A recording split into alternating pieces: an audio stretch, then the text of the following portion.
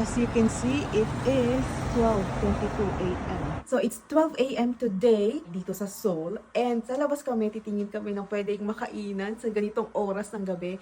So, samahan niyo kami. Let's go! Sobrang lamig. Ano mga bukas pa? Bukas pa ba yan? Siguro mga bar, ibang mga bukas din. May nakita kaming KFC dito, guys. Tingnan natin kung bukas pa. Sarado na pala. Try natin itong GS25. I think ano to, convenience store. Kasi ang dami kong nakikitang ganito dito sa Korea.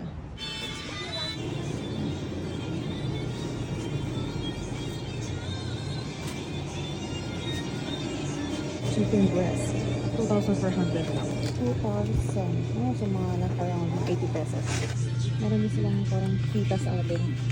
Tawag tayo, Zek. 1.7. Meron din silang Netflix. Late night o late night. Ito na lang. Hindi ko din ito. Just to be sure. Ay, kasi gutom na talaga.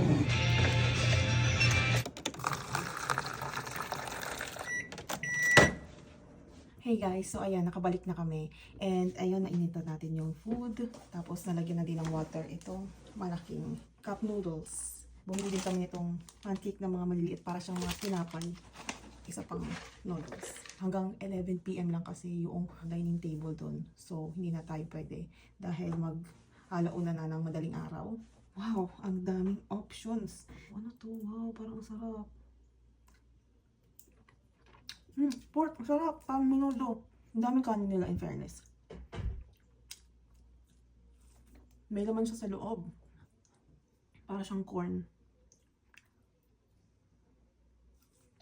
Para siyang chicken. Parang maling.